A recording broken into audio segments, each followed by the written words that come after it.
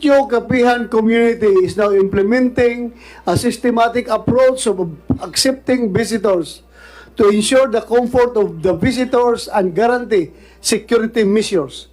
Starting November 13, 2022, all personalities, be from public and private entities who wish to visit Kapihan, must send a letter of request to visit the community through email, preferably a day before the visit.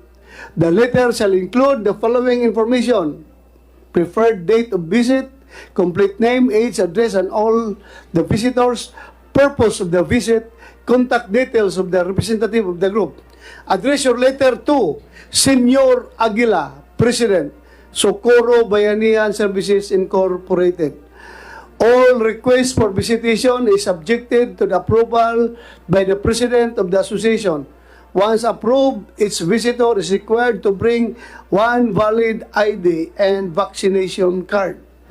Very, kung pala kayo doon, stricto. Hindi basta-basta makapasok. But anyway, please continue. Thank you po. Parang Senate, hindi madaling mapasok. Ha? Parang Senate po. There is a parang Senate office. Hindi makapasok ka dito pag subject yourself to once. Yeah, mayroong valid ID. Yeah. Thank you. Continue. There is a need for the male guards to sleep in shift at night at 2 persons per shift. A shift of guards need to stay awake for 2 straight hours on rotation basis between and all the guards on duty at the foxhole. Gate pass issuance policy. Members need to secure a gate pass from Mrs. Janet T. Ahok before being allowed to go out of Sitio Kapihan. Exempted in this policy are the Kapihan leaders and their respective families, commonly known as royal family. Gate pass issuance policy. Only members in good standing for the month shall be allowed to go out from the Kapihan community for once a month only, provided he or she needs to go back to Sitio Kapihan before 4 p.m. Only members in good standing for the month shall be allowed to go out from the Kapihan community for once a month only, provided he or she needs to go back to Sitio Kapihan before 4 p.m. A member can be considered in good standing if he has only incurred a maximum of 1 absent for any of the voluntary works, cluster meetings, foxhole guarding, and other activities requiring strict attendance. A member who is not in good standing for a specific month need to ensure to achieve the status of member in good standing in the ensuing month so that he or she can avail the once-a-month visit to the lowland barangays. A member whose spouse is not living with him or her in Sitio Kapihan is prohibited from going out of Sitio Kapihan, though he or she could meet the member in good standing criteria. Children, since birth up to marriage, are not allowed to go out of Sitio Kapihan. Thank you. Maraming salamat. Saan mo nakuha yung mga informasyon na yun? Sa mga members. Mga dating members na lumayas, bumaba. And we collated kasi pabalik-balik yung storya nila na ganito. So, ano na lang namin. Thank you. They can verify also and they can be asked about this thing. Okay. Thank you. Salamat ha. Thank you. DepEd, you're online? DepEd Caraga o DepEd Surigao Norte? You're online? Please acknowledge. DepEd. Taga saan na DepEd yan? Caraga? Sa region, sa province o national? Caraga. Ma'am, please acknowledge us kung narinig ko. Yan. Yes, Your Honors, yes, we can hear you and we had been listening with the Schools Division Superintendent of Siargao. Division Superintendent of Siargao. Yeah, Superintendent Karen is present. Yes, ma'am. Also, If you have something to say, you have the floor. We will listen to you. Ano, mag-oath Yes, ka muna, ma'am. Mag-oath muna. Please. Comsec, sir. take charge. Thank you, sir. Ma'am, could you please raise your right hand? And please open the camera. Open. Yes. Do you swear to tell the truth? I To tell the truth, the whole truth, and nothing but the truth in this public hearing and investigation, ma'am? swear to be to say the truth, nothing but the truth in the hearing. Thank you, ma'am. Please take your Thank seat. you. Mr. Chairman, Yes, go ahead, Senator Tolentino. Ma'am, for a while, meron lang sabihin si Senator Tolentino. Mr. Chairman, You have the floor. I see the presence, the arrival of our DSWD officials. May you inform this committee as to what transpired during your closed-door sessions with the children, which this committee is trying to protect likewise. Sige, you have the floor. Standby lang sandali, ma'am. DepEd, sandali lang. Okay po. Yeah, go ahead. Mr. Chair, in response po to the query of Senator Tolentino, ongoing pa po yung activity ng ating social workers with the children.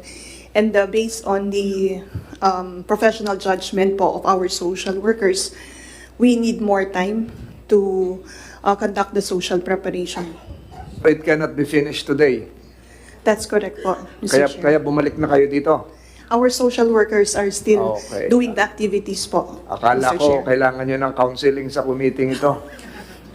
So, hindi matatapos ngayon.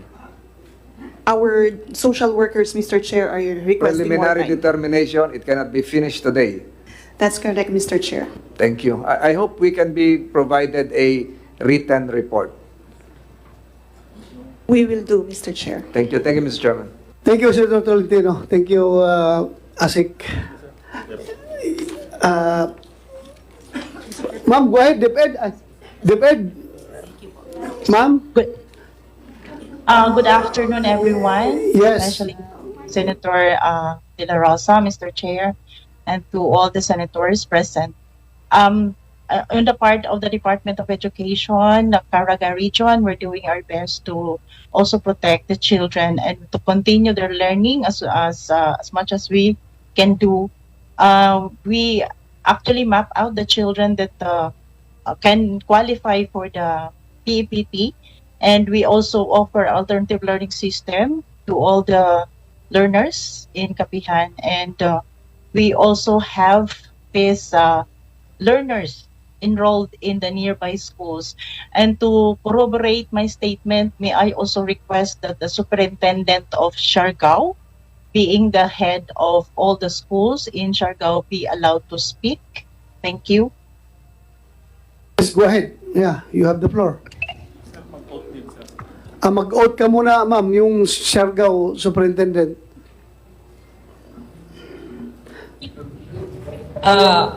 I am Dr. Karen Lasala Galanida. Ma'am, sandali lang.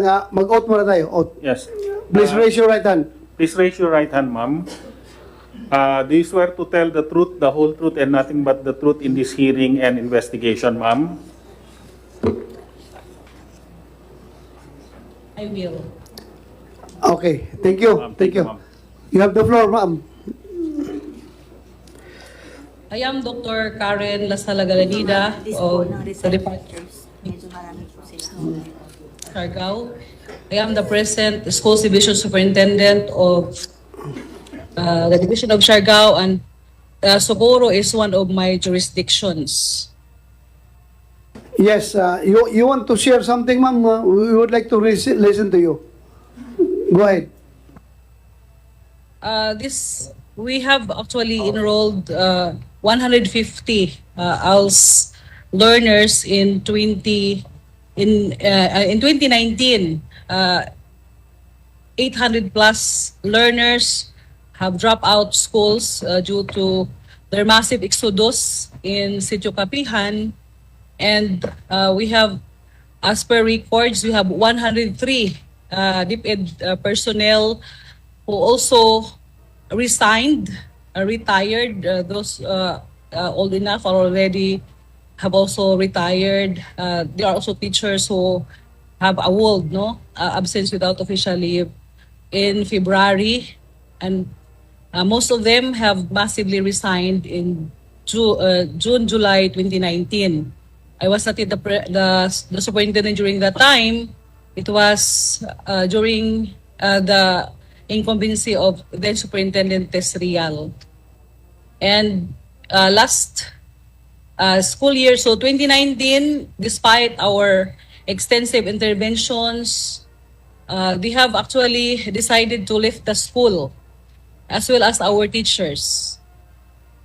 And in school year 2020-2021, 150 ALS learners have expressed their intention to get enrolled to our ALS program. And because of the need, because it was actually part of the conditional cash transfer of the DSWD, because these 150 ALS learners are 4-piece recipients. And they have, our ALS teachers will upheld talaga doon sa mismong site ng Kapihan to deliver our learning modules because pandemic time yun. And sadly, out of the 150 learners in ALS, only 8 have survived. Only 8 have participated Revalida. What is the reason? Sandali, what is the reason? Bakit ganun? Dinala na kayo edukasyon sa kanila, yung ALS, tapos hindi pa sila nagtuloy. What could be the reason? Bigla na lang po, sir, hindi na-contact ng ating mga ALS teachers, hindi na nag-reply doon sa kanilang mga messages kasi yun, pandemic time yun, magbibigay lang sila ng modules, tapos magre-retrieve na naman. Sadly, during the portfolio assessment of ALS, wala na pong nag-participate except the 8 na lang po yung natira na nakatapos naman at saka nakaparticipate ng Revalida. But last July 25, 2023, we have received a letter from the SBSI management through the Vice President, Mamerto Di Galanida, of their intention to enroll in the formal school system. We have identified almost more than 800 learners in ALS and in the formal system. Ma'am, you're also a Galanida. Your family name is Galanida, right? Yes, sir. How are you related to Mr. Galanida of SBSI? Dr. Mamerto Galanida is my uncle because yung Galanida ay lolo din siya ng husband ko. But yung asawa ng wife ni Galanida, Mamerto Galanida, is also my auntie because my auntie is the younger sister of my father. Kasi ako yung taga-Socorro, sir. I am just assigned in Siargao. Taga-Socorro din ako. Okay, wait. No malice about that. Tinatanong lang namin for the record. Mr. Galanida, you were a former, bago ka naging mayor, naging DepEd superintendent ka, am I correct? Yes, sir. So, in fact, you are doctor of education, am I correct? Yes, sir. So, ganito, yung mga learners ninyo doon, pinuntahan na ng DepEd, dinalahan na ng ALS program, Alternative Learning System, di ba? Para mabigyan ng edukasyon ng kabataan. And yet, maraming hindi nag-abel, tapos huminto. What could be the reason? Bakit hindi na tuloy-tuloy? That I do not share what happened. Oh, grabe naman. Because I do Isang not, kapihan lang yun, hindi nyo alam bakit ang mga tao nyo hindi nag-aaral. Hindi namin alam, hindi ko alam until after na we were informed that only 8 survived. That should be your main concern kasi dati kang DepEd superintendent eh. Tapos hindi nyo alam. Alam nyo, ikaw, tanungin kita, point blank. Bakit kailangan pa ng DepEd magdala ng ALS program doon sa loob ng kapihan? Kasi napakahirap po ang mag-enroll kasi malayo din. How far is the the nearest elementary school? Is more than 3 kilometers po. Oh, more than 3. Ako, elementary school ako noon sa barangay Batong Santa Cruz, Davao del Sur. Wala pang chinilas, maglalakad kami 7 to 8 kilometers para mag-aral lang. Ang bata, kapag walang nagpumipigil sa bata, pupunta na eskwelahan yan. Sigurado pupunta yan. Hindi kailangan pupunta ang school doon sa bata. Sila pupunta sa eskwelahan. In your case, ang mga bata ninyo, bakit ganun? 3 kilometers lang. Mayor, is that the, saan bang pinakamalapit na elementary school? From Kapihan? Outside of Kapihan? Lanitag Elementary School. At Sandali lang, sandali lang. bundukin niyo po pa up and down. Sandali lang. Barangay Siring. Barangay Siring. Barangay Siring. That is 3 kilometers from Kapihan. Siguro, mga 3 kilometers. Suppose, ang high school, saan ang pinakamalapit na high school? Yung pinakamalapit na high school, yung sa Atuyay. Ha? Atuyay. How far? Atuyay. From Kapihan? Siguro mga 4 kilometers.